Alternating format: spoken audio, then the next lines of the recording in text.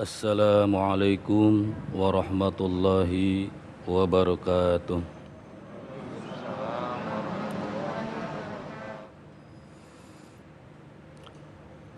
أعوذ بالله من الشيطان الرجيم. بسم الله الرحمن الرحيم.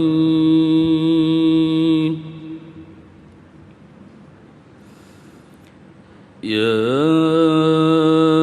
أيها الذين آمنوا لا تقدموا بين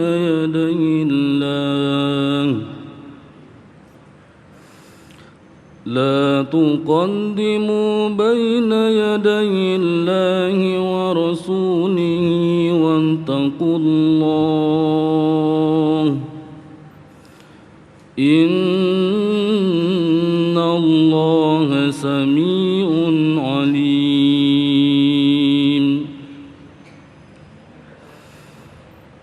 يا أيها الذين آمنوا لا ترفعوا أصواتكم فوق صوت النبي ولا تجهروا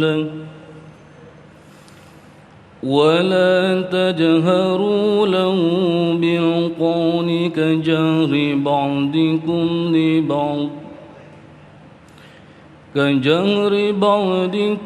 لبعض أن تحبط أعمالكم وأنتم لا تشعرون. إن الذين يغضون أصواتهم عند رسول الله أولئك الذين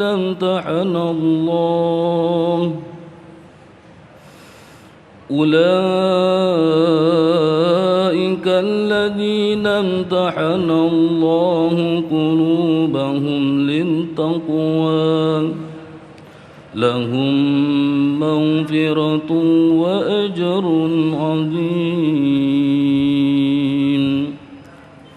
صدق الله العظيم. Wassalamualaikum warahmatullahi wabarakatuh.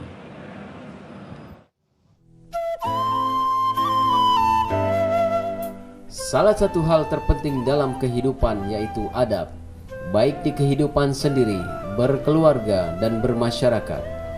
Bahkan yang lebih penting adalah adab kepada Allah dan Rasulullah.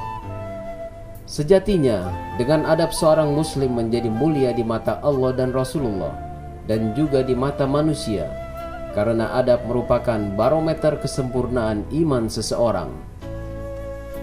Namun, saat ini perlahan-lahan adab tersebut mulai hilang di hadapan kita.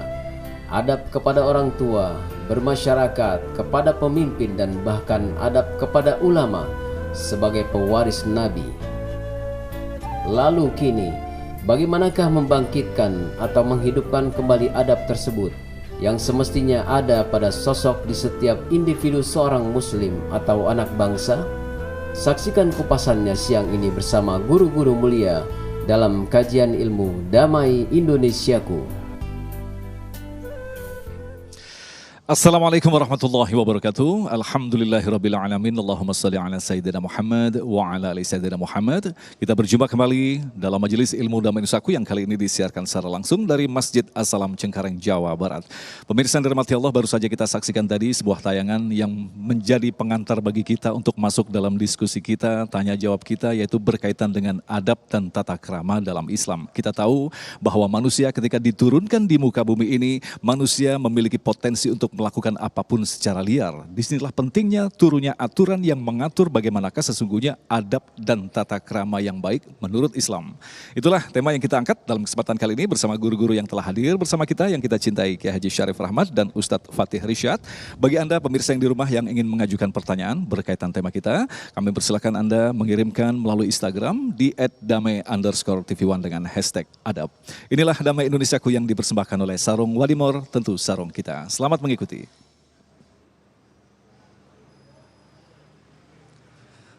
Assalamualaikum warahmatullahi wabarakatuh.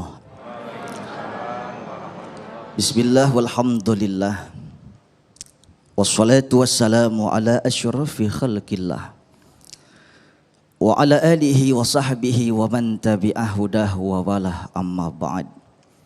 Asyhadu an la ilaha illallah wahdahu la syarika lah. Wa asyhadu anna sayyidana wa nabiyyana Muhammadan abduhu wa rasuluh. Allahumma salli ala sayyidina Muhammad salatan tukhrijuna min zulumatil wahmi wa tukrimuna binuril fahmi wa tuwaddihu lana ma ushkila hatta yufhama annaka anta ta'lam wa la na'lam innaka anta 'allamul ghuyub. Seluruh pemirsa Damai Indonesiaku dimanapun ayahanda, ibunda, seluruh pemirsa berada, wabil khusus yang kita muliakan Tuan Guru kita Bapak Kiai Haji Syarif Rahmat hafizahullah ta'ala, Kakanda Al-Ustaz Haji Agung Izzul Haq. Mudah-mudahan guru-guru kita semua Allah sehatkan badannya, Allah panjangkan umurnya, Allah berkahi hidupnya. Para bapak, para ibu yang Al-Fakir muliakan, seorang anak manusia Allah angkat derajatnya dua jalannya. Allah Subhanahu wa taala telah mengkonsepkan di dalam Al-Qur'an rumusan yang sudah jelas. Yarfa'illahu allazina amanu minkum wallazina utul ilma darajat. Allah akan angkat derajat seorang anak manusia, Allah angkat seorang anak hamba. Wasilahnya yang pertama ketika mereka beriman, istiqomah ibadah, ilmu yang diberikan diamalkan. Maka ilmu, ibadah itu akan jalan sairama. Saudara yang saya muliakan, punten mohon maaf, ada orang tenar, ada orang hebat, ada orang berkuasa, tapi jalannya enggak ibadah, ilmunya enggak. Mereka tersohor di bumi pertiwi, tapi enggak sholat. Mereka terkenal di jagat raya, tapi enggak puasa. Maka ini bukan darajat, istidraj kadarajat. Seperti diangkat, Allah angkat seorang anak manusia bukan untuk dimuliakan, tapi untuk dibanting sekeras-kerasnya. Istidraj.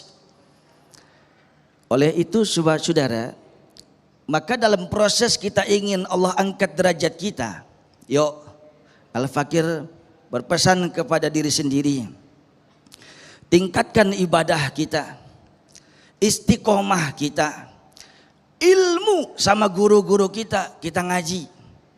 Jangan sampai kita nggak punya pembimbing. Boleh silakan medsos yang mana saja, apapun informasi yang arusnya begitu cepat, ayo kita gali. Tapi jangan tinggalkan sanad-sanad kepada guru-guru kita. Saudara yang saya muliakan, ada sesuatu yang lebih hebat daripada ilmu. Konsep agama kita memberikan satu penerapan al-adab fauqul ilm. Adab, kelembutan santun seorang manusia itu lebih tinggi derajatnya daripada ilmu. Al-Imam Malik bin Anas, guru unggulan Imam Syafi'i, beliau mengatakan, ta'allam al-adab tafham al-ilm. Belajar adab gampang dapat ilmu. Saudara yang saya muliakan, Rasulullah Sallallahu Alaihi Wasallam pernah mengukir satu tinta emas. Rasulullah bersabda, "Allamani Rabbi wa ahsana ta'dibi." Allah yang mengajarkan aku ilmu. Wa ahsana ta'dibi, Allah pula yang mengajarkan aku adab. Saudara, adab itu satu norma, satu nilai keharmonisan, sopan santun yang prosesnya adalah belajar. Prosesnya adalah belajar. Adab Rasulullah tidur personal. Adab Rasulullah bangun tidur, aktivitas seharian sampai Rasulullah tidur lagi, saudara. Ada adab. Ada adab Rasulullah, makannya Nabi Muhammad sallallahu alaihi wasallam, minumnya baginda Rasul, punten sampai Rasulullah buang air kecil, Rasulullah memiliki adab. Maka man lalahu adab fahuwa dab. Siapa manusia kagak punya adab, maka sama kayak binatang. Rasulullah bersabda, la yabulanna ahadukum qaiman. Satu contoh ya Pak. Jangan sampai seorang di antara kalian kalau pipis buang air kecil itu diri. Laknya linahi ditaukid dengan nun taukid sakilah, penekanan 2 kali lipat. Kau cinta kepadaku, kau sayang kepadaku, jangan jauh-jauh, kencing jangan diri, kebo itu Pak. Assalamualaikum Bu, tahu kebo? Kalau kencing ada yang duduk nggak? Pak, kebo kencing ada yang duduk nggak? Berarti kalau Bapak kencing duduk? Duduk, itu contoh Rasulullah. Sampai ketika ingin masuk ke kamar, mana siya ahadukum ismallahi ta'ala indal jima illa syarakahu syaitan fi waladih. Tidaklah seorang suami tidur bareng istrinya lupa kepada Allah, lupa baca bismillah. Gak usah pakai surat Yasin dah Pak. Lupa masuk ke kamar bersama istri, buka bismillah, illa syarakahu syaitan fi waladih. Kecuali setan ikut nimbrung bikin anak. Sperma yang keluar masuk ke rahim istri campur sperma setan. Jangan kaget Pak, punya anak sekarang mirip bola bekel. Loncat sini, loncat sana, susah diatur. Mungkin main rejeng aja itu mah. Bu, jangan lupa bismil. Saudara yang saya muliakan, ini konsep adab. Maka saudara, adab Nabi itu makan, adab Nabi berjalan, adab Nabi berbicara, adab Nabi apapun, semua gerak-gerik Nabi Muhammad itu pakai adab. Dengan istiqomah adab akan melahirkan akhlak yang baik. Bagaimana akhlak Nabi kepada kawan, kepada lawan muslim ataupun non muslim. Maka singkat cerita, maka adab prosesnya adalah belajar akan melahirkan al-akhlakul karimah. Mudah-mudahan ada manfaatnya. Wallahu a'lam bissawab. Baik, terima kasih Ustadz Fatih Rishad, dan itulah tadi pemirsa yang dirahmati Allah, mukadimah untuk tentu saja lebih dalam lagi kita nanti di segmen 3, 4, dan 5. Untuk itu kami persilakan kepada Bapak dan Ibu yang ada di Masjid As-Salam untuk mempersiapkan pertanyaan-pertanyaannya. Dan dalam segmentasi yang kedua nanti, guru kita Kiai Syarif akan memaparkan kepada kita berkaitan lantas bagaimanakah wujud adab dan tata krama di dalam Islam. Selepas pesan-pesan berikut ini, Damai Indonesiaku yang dipersembahkan oleh Sarung Wadimor, tentu sarung kita.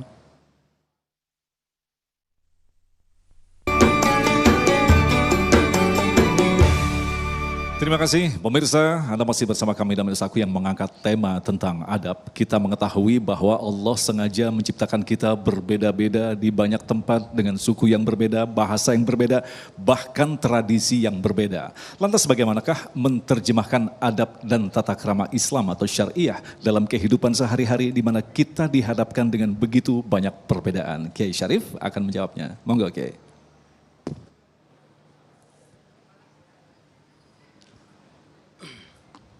Assalamualaikum warahmatullahi wabarakatuh. Alhamdulillah haqqa hamdihi wassalatu wassalamu ala sayyidina Muhammadin khairil ibadi wa ala alihi wa ashabihi wa man tabi'ahu min ba'di. Amma ba'd. Dosa pertama yang dilakukan oleh makhluk Allah itu bukan berkenaan dengan akidah, bahkan tidak berkaitan dengan syariat. Tetapi dosa pertama dilakukan oleh iblis adalah karena berkaitan dengan akhlak. Bahwa kemudian dikaitkan dengan fikih atau syariat atau hukum karena melanggar perintah Allah. Tetapi ketika iblis tidak mau sujud, tidak mau sungkem kepada Adam, belum dihukum. Kapan dihukumnya? ketika dia berkata, ana khairun minhu khalaqtani min nar wa khalaqtahu min tin. Makanya aku tidak mau sujud sungkem kepada Adam itu karena aku lebih baik dari dia. Engkau ciptakan aku ya Allah dari api, sedangkan dia kau bikin dari tanah. Jadi dosa pertama yang dilakukan oleh makhluk iblis ini berkenaan dengan akhlak sungkem. Iblis anti sungkem. Hamba Allah yang dimuliakan, belakangan ini saya mendengar ada sekelompok teman yang berdiskusi karena ada tradisi bangsa Indonesia yang suka sungkem di pangkuan orang tua. Ada di antara hamba-hamba Allah yang mengatakan bahwa perbuatan sungkem itu haram dan itu mendekati kemusyrikan karena sujud hanya diperbolehkan kepada Allah. Pertanyaan kita, benarkah? Hamba-hamba yang dimuliakan, kita ingin meluruskan dulu persoalan istilah sungkem itu jadi dua makna. Ketika seorang anak manusia nyungkur di pangkuan seorang ayah atau seorang ibu atau seorang ulama atau seorang soleh, maknanya tidak akan lepas dari dua. Yang pertama ciuman, yang kedua sungkeman. Kalau soal cium mungkin tidak terlalu banyak masalah di antara kita, soal namanya cium itu kan biasa-biasa saja. Cuma kadang-kadang kalau jadi pertanyaan, dimunculkan pertanyaan secara fikih, pasti timbul masalah. Kenapa? Perasaan tiap hari kita nyium kembang nggak ada soal. Tidak ribut kita cium bunga karena pengen tahu aromanya. Kita misalnya cium buah duren biasa saja, tidak ada masalah. Nempel hidungnya di duren, ingin tahu kayak apa, matang apa belumnya. Kita juga biasa cium bocah sudah tidak ada masalah. Bahkan kita kalau melihat orang yang jatuh dari motor nyium aspal juga kita tidak pernah nolong, tidak ribut ada cium aspal. Cuma jadi pertanyaan, jadi masalah karena dipertanyakan, bolehkah menurut syariat mencium seperti itu? Kita rinci. Rasulullah Sallallahu Alaihi Wasallam telah mencontohkan pada kita semua, para sahabat telah mencontohkan pada kita semua, bahkan para ulama juga mencontohkan pada kita semua. Ada beberapa ciuman yang dibenarkan dan disyariatkan. Contoh satu, cium hajar aswad, batu yang kita cium gak pernah ribut dan itu disepakati oleh para ulama. Bahkan kita kalau sedang tawaf suka ribut di sana, rebutan cium hajar aswad. Emped-empedan kita lakoni hanya ingin mencium hajar aswad. Kenapa? Karena ada contohnya dari Rasulullah.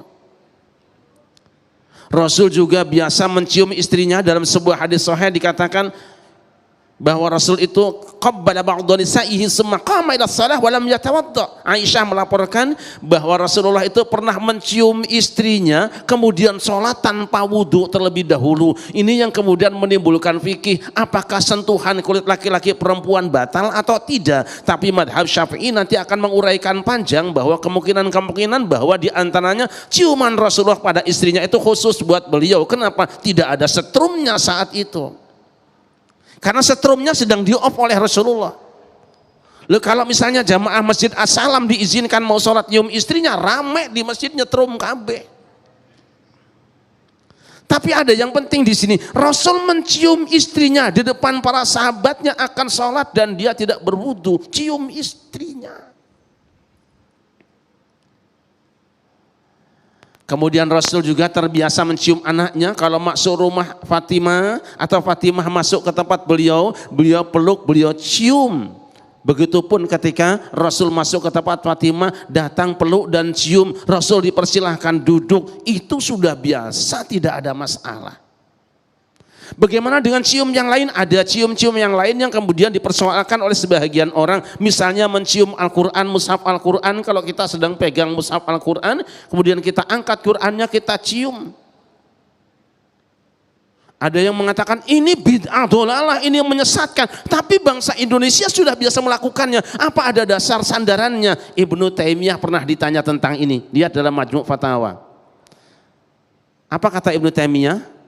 Aku tidak pernah menemukan seorang ulama salaf yang mengerjakan ini, tapi ada sebuah keterangan bahwa Ikrimah bin Abu Jahal itu pernah dan biasa membuka Quran, kemudian dia tempelkan mukanya di Quran itu, tempelkan Quran di mukanya sambil berkata, kalamu rabbi, ini firman Tuhan. Yang dia pegang bukan kertas sembarangan. Jadi kalau dia mencium mushaf Al-Quran, sebenarnya dia sedang mengagungkan tempat ditulisnya firman Allah.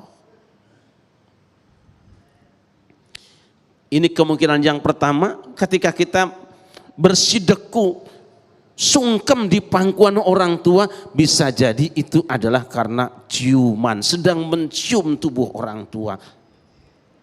Bagaimana dengan cium tangan? Sama, cium tangan juga disyariatkan karena Rasul pernah ketika mengutus pasukannya untuk berangkat perang, kemudian pasukannya itu malah ada yang kabur. Saat mereka pulang ke Madinah tidak berani bertemu Rasulullah. Saat bertemu Rasul mereka mengatakan, ya Rasulullah, nahnul farrarun, kami ini orang-orang yang kabur dari medan perang wahai Rasulullah. Sebagai pemimpin yang luar biasa, Rasul mengatakan, tidak, kalian tidak kabur dari medan perang. Antumul akarun, kamu adalah orang-orang yang cari strategi untuk kembali maju ke medan perang. Lalu para sahabat nyungkur mencium tangan Rasulullah. Kata Nabi, ana fi atukum, aku bersama kamu semua, cium tangan, tidak ada masalah. Kemungkinan yang kedua, ketika seseorang anak manusia, hamba Allah, menyungkur di tubuh orang tuanya, menyungkur di pangkuan bapak dan ibunya, atau ulama atau orang yang dimuliakannya, bisa jadi itu adalah bagian dari sujud. Benarkah setiap sujud itu diharamkan? Ternyata ayat pertama yang berkenaan dengan sejarah terjadinya dosa manusia, dosa makhluk adalah wa idz qulna lil malaikati isjudu li adam fasajadu illa iblis. Jadi yang tidak mau sujud kepada Adam adalah iblis. Ayat ini mengisyaratkan menurut sebahagian ulama termasuk At-Tabatabai bahwa ayat ini mengizinkan manusia untuk bersujud, sembah sujud, bukan nyembah ibadah pada umat manusia, tapi sujud tahiyatin juga yang dilakukan oleh saudara-saudara Nabi Yusuf. Wa rafa'a abawahi 'ala 'arsy wa kharru lahu sujada. Kemudian Yusuf mengangkat ayahnya dan ibunya duduk di singgasana, semua saudaranya sujud menyungkur pada dia. Lantas kenapa tidak boleh sujud? Memang ada yang mengatakan haram sujud karena apa? Sujud hanya untuk Allah. Tapi bagi mereka yang sujud sungkem, maknanya apa? Sujud ada dua, ada sujud tahiyah, ada sujud ibadatin. Yang tidak boleh adalah sujud peribadatan. Sebab seandainya sujud penghormatan tidak boleh kan, kenapa Allah sendiri menyuruh malaikat sujud kepada Adam? Masya Allah, luar biasa sekali pengantar dari guru yang kita cintai, dan kami yakin pastilah memunculkan begitu banyak pertanyaan-pertanyaan khususnya bagi jemaah Masjid As-Salam dan juga pemirsa di rumah. Insya Allah kita akan jawab pertanyaan-pertanyaan Anda selepas pesan-pesan berikut ini. Damai Indonesiaku yang dipersembahkan oleh Sarung Wadimor, tentu sarung kita.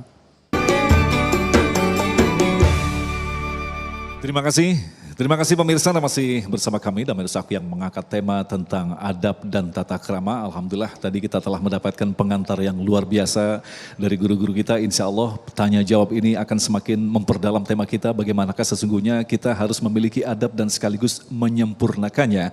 Baik, kami persilakan pertanyaan pertama akan disampaikan oleh Bapak Denis yang akan dijawab oleh Ustadz Fatih. Silakan. Assalamualaikum warahmatullahi wabarakatuh. Izin bertanya Ustadz, bagaimana sih adab yang baik dan benar dalam membaca Al-Quran via telepon genggam? Masya Allah, baik, sangat jelas sekali. Silakan Ustadz Fatih, bagaimanakah adab membaca Al-Quran khususnya melalui telepon genggam? Bismillahirrahmanirrahim. Sebelum Al-Fakir terlebih dalam, maka Al-Fakir ingin memberikan satu ilustrasi. Apakah sama hukumnya Al-Quran yang ada di aplikasi handphone atau mushaf yang kita bisa pegang 30 juz. Yang pertama, la yamassuhu illal mutahharun. Tidak boleh menyentuh mushaf Al-Quran kecuali orang-orang yang memiliki bersuci, yang memiliki wudhu dalam hal ini. Oleh sebab itu Al-Imam Muhammad bin Idris Asy-Syafi'i di dalam Ar-Risalahnya beliau mengatakan maka haram hukumnya ketika memegang menyentuh Al-Quran yang murni 30 juz tanpa terjemahan, tanpa tafsir. Namun Imam Malik bin Anas, gurunya sendiri, enggak apa-apa. Berdasarkan daripada kaul Al-Imam Ibnu Umar. Yang dimaksud la yamassuhu ilal mutahharun itu Al-Quran yang di Lauhil Mahfuz. Tidak akan pernah tersentuh kecuali al-mutahharun. Siapa mereka? Al-malaikah al-mukarrabun. Malaikat-malaikat yang dekat di sisi Allah. Cuma yang bisa menjangkau. Ada dua versi. Katakan kita ambil satu pendapat Imam Syafi'i. Lah kalau adab kita harus bersuci. Kalau membaca mboten napa-napa ya. Artinya kalau kita baca Quran gitu, enggak punya uduk baca, enggak megang, enggak apa-apa. Adabnya tetap sunnahnya kita bersuci. Bahkan wanita yang haid, yang nifas, laki-laki yang junub baca Al-Quran masih dibolehkan biniyatiz zikr. Dengan niat zikir. Yang kedua, enggak full satu surah. Katakan Al-Fatihah cuma 3 ayat. Niatnya zikir. Saudara yang dimuliakan Allah. Lalu adab-adab yang kita membaca Al-Quran, menyentuh Al-Quran harus punya wudu, harus menghadap kiblat, suci, dan sebagainya. Tadarruan wa khufyah. Ketika kita membaca Al-Quran itu harus ada perenungan, ada khusyuk, hudurul qalbi. Hadir hati kita. Apakah sama? Ya tentunya sama. Tentunya adabnya sama. Bedanya adalah ain, zat daripada HP itu tidak dikatakan mushaf. Maka ketika orang yang tidak punya wudu bahkan junub haid sekalipun megang Al-Qur'an, megang HP yang di dalamnya ada aplikasi Al-Qur'an, itu enggak apa-apa karena bukan Al-Qur'an. Ketika masuk ke WC itu enggak apa-apa juga. Sebab apa sebabnya? Dia bukan mushaf. Saya ulang sekali lagi yang pernah saya sampaikan di sini juga, mushaf itu adalah kumpulan dari suhuf-suhuf. Suhuf itu adalah kertas dijadikan satu, mushaf namanya. Lah ketika aplikasi kita matikan nggak ada kertas, hilang saudara. Oleh sebab itu kalau ngomong etika, Adinda, kalau ngomong adab, maka apa yang kita lakukan dengan mushaf maka samakan juga dengan baca Al-Quran via handphone. Baik. Terima kasih Ustadz. Selanjutnya kami persilakan Ibu Yuli. Silakan Ibu Yuli. Akan dijawab oleh Kiai Syarif. Assalamualaikum Pak Ustadz. Beberapa adab dalam agama Islam yang saya tanyakan yaitu mengenai semut. Adab untuk mengusir serangga apabila itu semua berbahaya untuk kita. Misalnya semut, serangga, rang-rang, tawon, sedangkan kedua binatang itu menggigit manusia. Mohon penjelasannya Pak. Masya Allah, ya ini pertanyaan menarik sekali bahwa kehidupan ini tidak sekedar kita berhubungan dengan manusia tapi dengan ciptaan-ciptaan Allah yang lain, salah satunya adalah jenis-jenis serangga. Bagaimanakah adab kita? Silakan Kiai. Tidak ada satu makhluk, hewan, binatang yang diciptakan Allah tidak menjadi nasihat buat kita. Cuma saking gobloknya kita, kadang-kadang guru yang soleh itu kita anggap sebagai musuh. Saya mencoba memelihara macam-macam hewan dan terus menganalisa macam-macam makhluk Allah yang ada di rumah saya, terutama rumah yang di kampung. Tak tekuni terus, dia lagi mulang kita semua. Termasuk semut, termasuk tawon. Semut itu asal ketemu temannya mesti salaman. Itu kan ajaran Islam. Dan tidak pernah ada semut yang bertopang dagu menyaksikan temannya kerja. Walaupun pekerjaannya itu menurut kita jadi beban. Ada lalat mati, kemudian digotong rame-rame, penuh oleh semut, Kita melihat yang nongkrong di atas tuh nambah beban, tapi dalam kaidah hidup semut yang penting kerja, nongkrong di atas lalat sebetulnya tambah berat itu. I'malu ala makanatikum. Beraktivitaslah di posisimu masing-masing. Nah, tapi yang namanya semut kadang-kadang menjengkelkan kita. Pembawaannya pengen ngancurin aja kita. Padahal yang dilakukan semut kalau kita renungkan betul-betul, apa sih ruginya kita oleh semut? Kita ada makanan tumpah, dia bersihkan tanpa disuruh. Bekas buah-buahan yang netes di bantal kita, dia gerumut, dia bawa pergi. Dan dia tidak ngotori bantal kita. Nah, Rasulullah SAW pernah menyaksikan ada orang yang mungkin saking sebelnya itu membakar sarang semut. Langsung Nabi bersabda, la yambaghi ayyu'adziba binnar illa rabbun nar. Tidak sepatutnya menyiksa dengan api kecuali rabbun nar, Tuhan pemilik api atau neraka. Coba ini kalimat. Kenapa semut banyak? Yang salah ya awake dhewe. Siapa suruh mambrah-mambrah ke gula?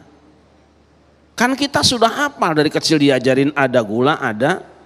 Kalau pingin tidak ada semut, enggak usah ada gula. Udah gitu pamer over gula ditumpah-tumpahin seenaknya. Nah inilah adab. Adab kita. Juga ada yang bakar tawon, jangan dilakukan kata Nabi. La yambaghi ayyu'adziba binnar illa rabbun nar. Yang boleh membakar dengan api itu hanya Tuhan api, yaitu Allah Subhanahu wa taala, nanti dengan nar di neraka. Jangan gunakan api untuk menyiksa orang lain. Nah, Kiai, bagaimana dengan binatang-binatang yang memang kita diperintahkan untuk membunuhnya? Ada beberapa binatang khamsun fasik. Binatang-binatang yang disebut binatang fasik. Nabi menyebut binatang tadi fasik, seperti apa? Tikus, kalajengking, ya, ular. Nabi menyebutnya fasik. Mohon maaf saya mampir sebentar. Karena Nabi menyebutkan binatang-binatang tadi sebagai fasik-fasik, yuqtalna fil halal wal haram, dia dibunuh di luar haram maupun di tanah haram, boleh dibunuh. Binatang tadi fasik. Maka nanti menurut Ibnu Sirin, Ibnu Qudaybah, kalau kamu mimpi melihat ada binatang-binatang tadi, berarti besok kamu akan kedatangan orang fasik. Atau jika tiba-tiba dalam mimpi kamu melihat binatang tadi bareng dengan seseorang, ada seseorang mainan tikus, mainan kelabang, mainan apa tadi? Fa'roh tadi itu, berarti orang itu orang fasik. Wah ini mandan juru tapi sak gitu aja dulu. Jadi pada intinya ketika Allah menciptakan begitu banyak binatang-binatang itu adalah sebagai nasihat bagi kita, termasuk yang fasik tadi, bahkan ternyata menjadi pertanda bagi kita bahwa kita akan kedatangan orang-orang yang fasik. Masya Allah. Kita akan lanjutkan lagi untuk menjawab pertanyaan-pertanyaan Anda selepas pesan-pesan berikut ini. Tetaplah bersama kami Damai Indonesia. Terima kasih pemirsa, Anda masih bersama kami Damai Saktu dan kita akan lanjutkan lagi untuk menjawab pertanyaan berikut ini. Berikut kami persilakan kepada Bapak Adnan. Bapak Adnan silakan. Akan dijawab oleh Ustadz Fatih.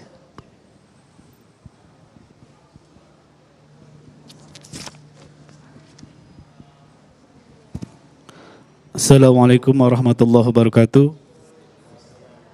Mohon izin untuk bertanya Ustadz. Pertanyaannya,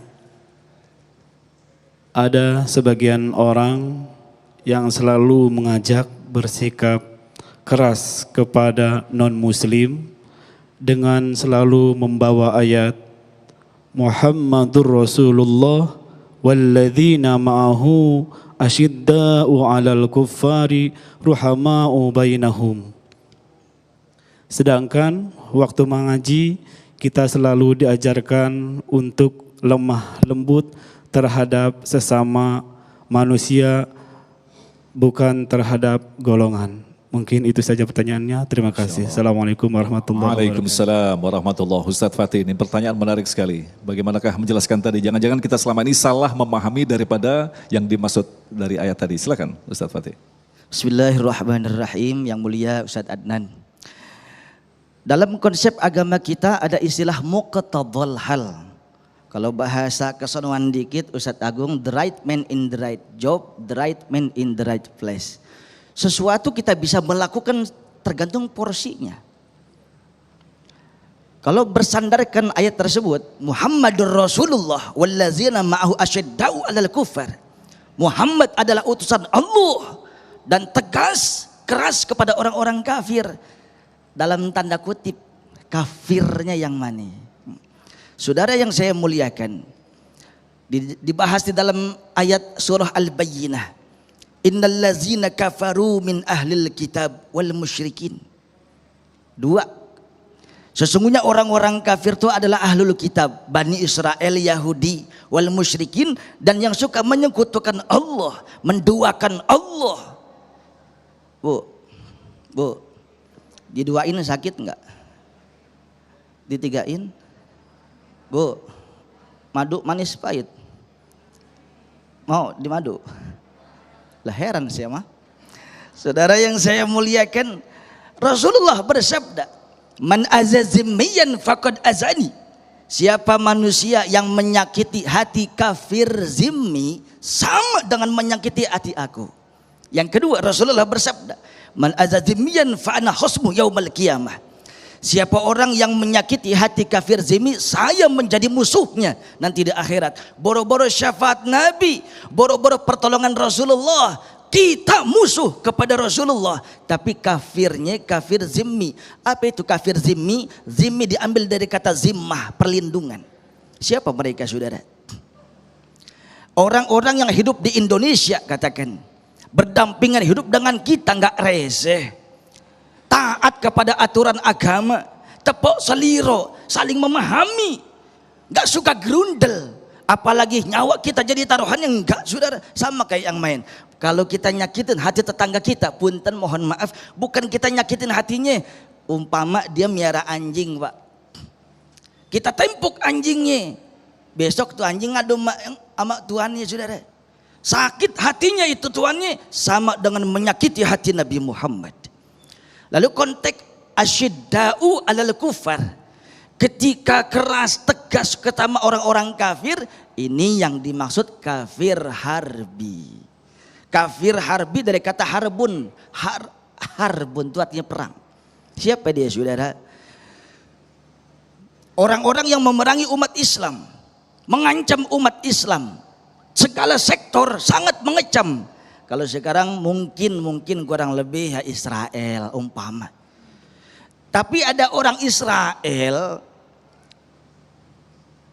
ke Indonesia, visanya jelas, semua hukumnya jelas, mampir di Gang Jambu, makan tempe mendoan, kita takol pakai centong sayur nggak boleh, karena bukan medan harb, bukan medan peperangan yang di sono saudara. Maka itu Ustadz Anan, yang dimaksud asyidda'u 'alal kufar adalah kita boleh tegas, keras, perang sekalipun nyawa taruhannya, maka di medan laga orang-orang yang memusuhi kita. Tapi kalau yang ada di sini berdampingan dengan kita, haram hukumnya.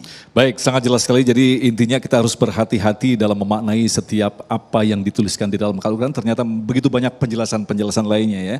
Selanjutnya kami persilakan kepada Ibu Yani. Silakan Ibu Yani. Assalamualaikum warahmatullahi wabarakatuh. Saya mau tanya kepada Pak Ustadz, apakah akhlak yang baik itu didapat dengan cara bawaan atau fitrah, ataukah dengan dipelajari dan dilatih dengan usaha yang keras? Terima kasih. Assalamualaikum. Waalaikumsalam warahmatullahi. Ini pertanyaan menarik sekali. Kiai, silakan. Saya punya ayam Bangkok.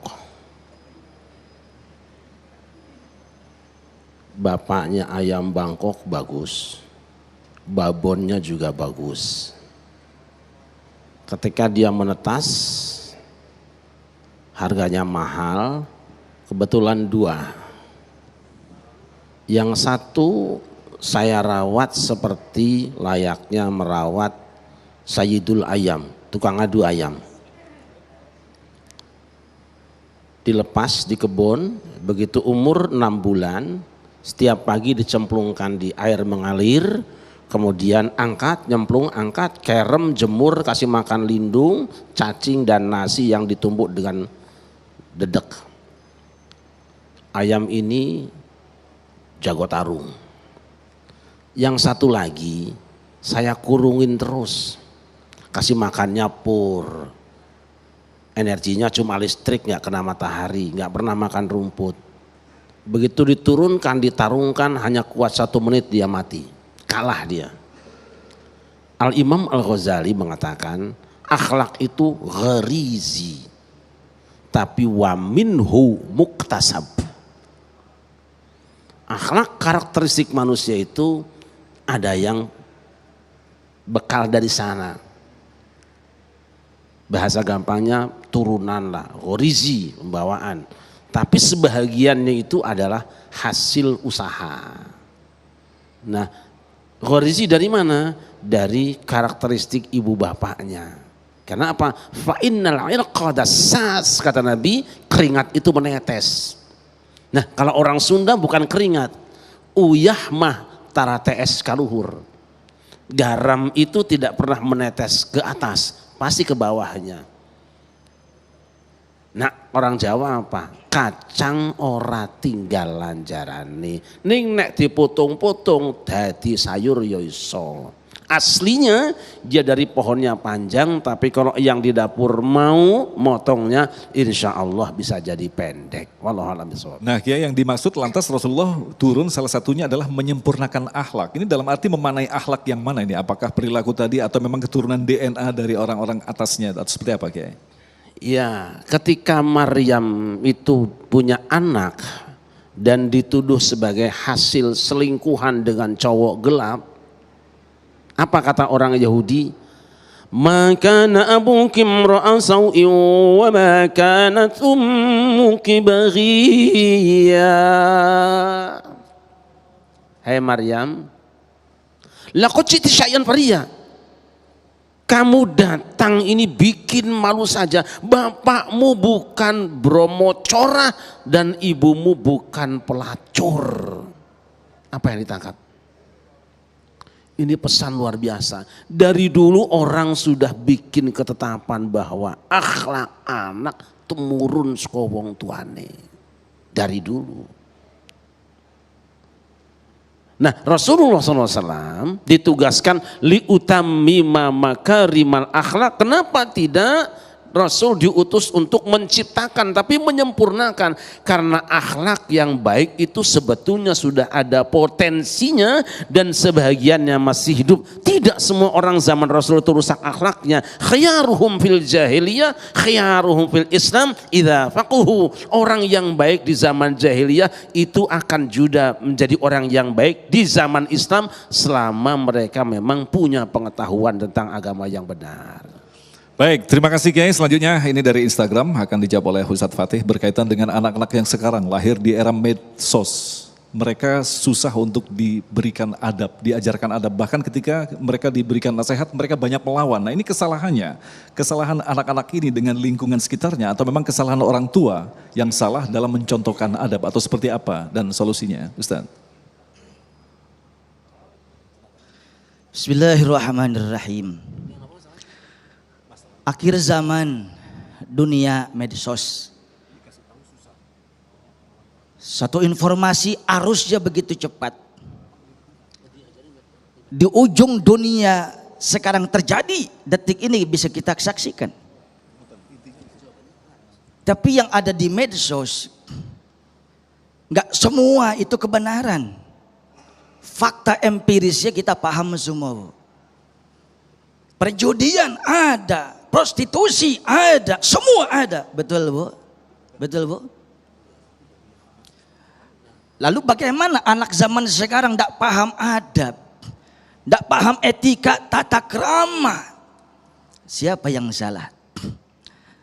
Ya tentunya nggak jauh. Yang pertama, kullu maulud yuladu alal fitrah.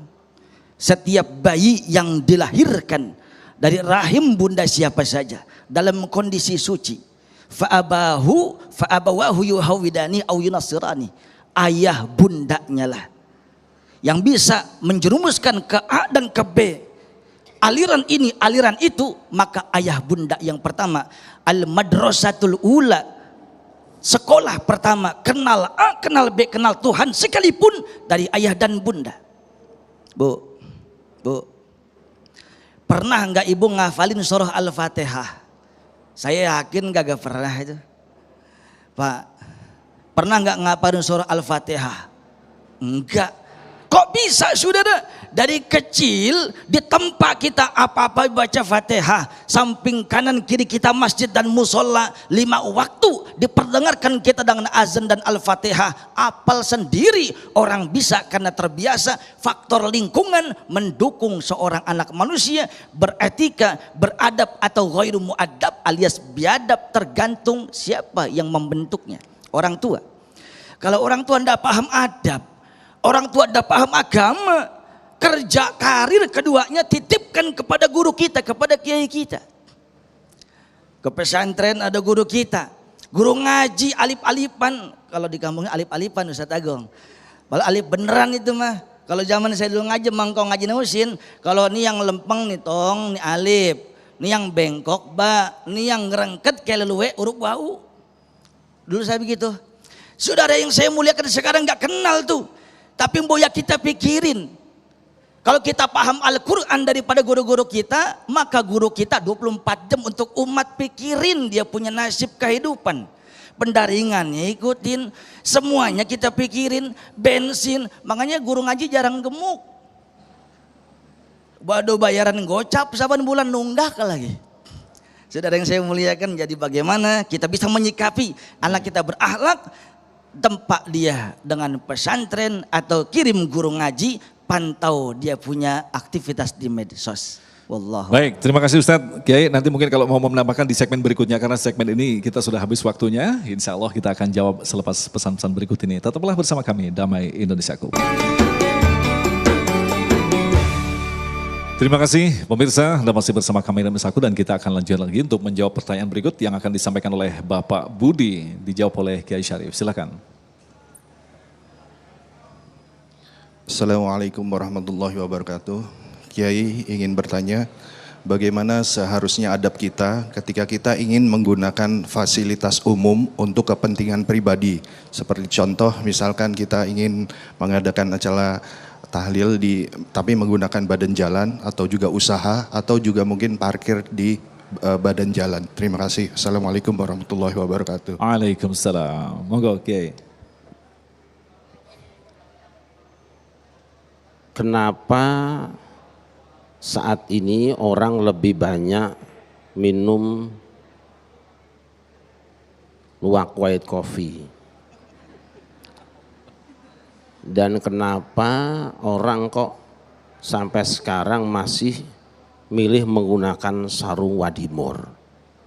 Itu tidak cukup dengan brengsek-brengsekin, tidak cukup dengan nyalah-nyalahin. Kenapa orang kok minumnya luwak white coffee terus sih, nggak kopi saya saja? Orang tua dulu sudah mengatakan, buruk muka cermin dibanting, tak pandai menari lantai dibilang miring. Jadi ketika anak-anak kita misalnya sekarang lebih mendengarkan nasihatnya Doraemon daripada Abdurrahman, lebih senang mendengarkan YouTube daripada Qiraatul Kutub, teknologi itu akan terus datang dan berjalan terus berkembang. Coba buat caramu mendidik anak, caramu mulang santri itu lebih menarik daripada internet. Bikin, jangan uring-uringan. Senjatanya orang sudah menggunakan bom, kita masih pakai bedil mimis, mesti kalah. Ini juga begitu. Jangan jelek-jelekin, apalagi bikin hoak. Wah, white coffee itu nggak enak. Dosa. bikin yang lebih enak, kalau mampu mesti laku gitu aja. Tuh, kedua, apa yang menjadi milik umum itu tetap berlaku untuk umum. Makanya Nabi mengajarkan jangan sampai kamu duduk fituruqat di jalan lewat orang, itu tidak boleh. Menggunakan milik umum untuk kepentingan pribadi itu hukumnya sama dengan pengambilan hak orang lain, baru dibenarkan manakala kita minta izin dan memberitahu orang yang memang ada kepentingan di situ. Sebetulnya di sini ada yang lain.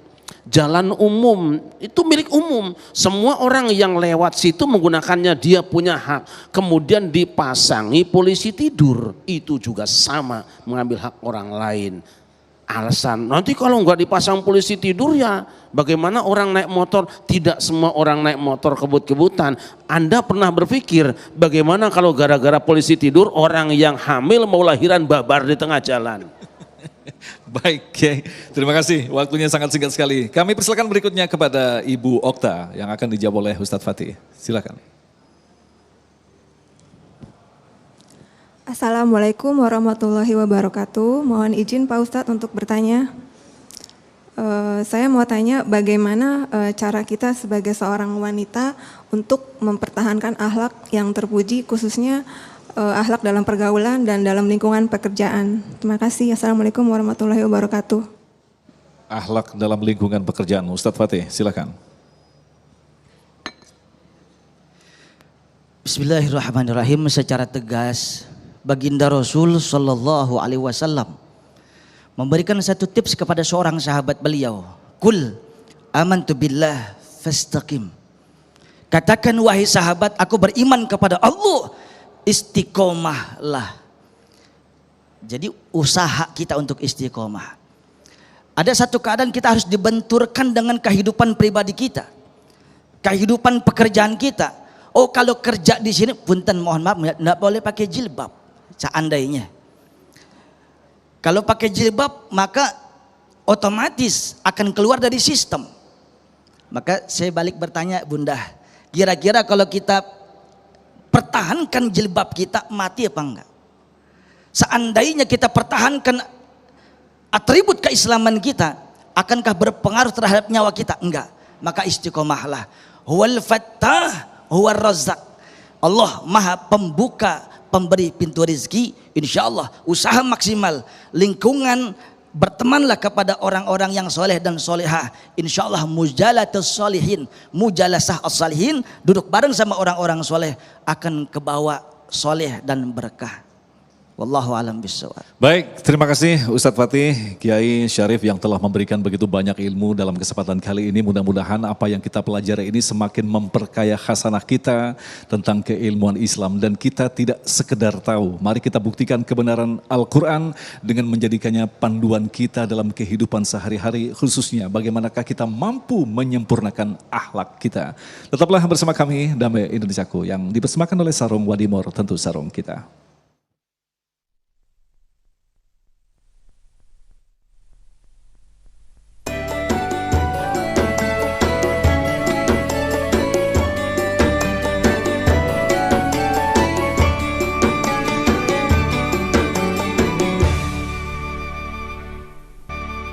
Demikian pemirsa Damai Indonesiaku hari ini, dan bagi Anda yang ingin menyaksikan kembali tayangan dalam kesempatan kali ini, Anda bisa menyaksikannya melalui YouTube di channel Religiwan. Agung Izul Haq dan kerabat kerja Damai Indonesiaku serta pendukung acara ini Sarung Wadimor, tentu sarung kita, mengucapkan terima kasih atas perhatian Anda. Sampai jumpa minggu depan. Assalamualaikum warahmatullahi wabarakatuh. Ila hadratin Nabil Mustafa Sayyidina Muhammadin sallallahu alaihi wasallam wa ala alihi wa ashabihi wa azwajihi wa dzurriyyatihi wa ahli baitihi ajma'in. Syai'ulillahi lahumul Fatihah. A'udzu billahi minasy syaithanir rajim. Bismillahirrahmanirrahim.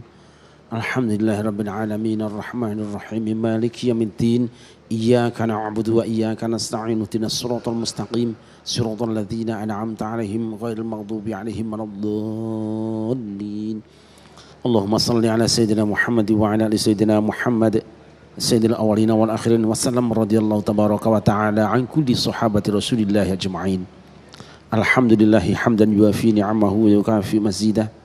يا ربنا لك الحمد كما ينبغي لجلال وجهك وعظيم سلطانك اللهم اغفر لنا ذنوبنا ولوالدينا وارحمهم كما ربونا صغارا ولجميع المسلمين والمسلمات والمؤمنين والمؤمنات الأحياء منهم والأموات ربنا ظلمنا أنفسنا وإن لم تغفر لنا وترحمنا لنكونن من الخاسرين اللهم إنا نعوذ بك من علم لا ينفع وقلب لا يخشع ودعاء لا يسمع ونفس لا تشبع ربنا أوزعنا أن نشكر نعمتك التي أنعمت علينا وعلى والدينا وأن نعمل صالحا ترضاه وأدخلنا برحمتك في عبادك الصالحين ربنا أوزعنا أن نشكر نعمتك التي أنعمت علينا وعلى والدينا وأن نعمل صالحا ترضاه وأصلح لنا في ذرياتنا وأصلح لنا في ذرياتنا وأصلح لنا في ذرياتنا إنا تبنا إليك وإنا من المسلمين لا إله إلا أنت سبحانك إنا كنا من الظالمين رب اغفر وارحم وأنت خير الراحمين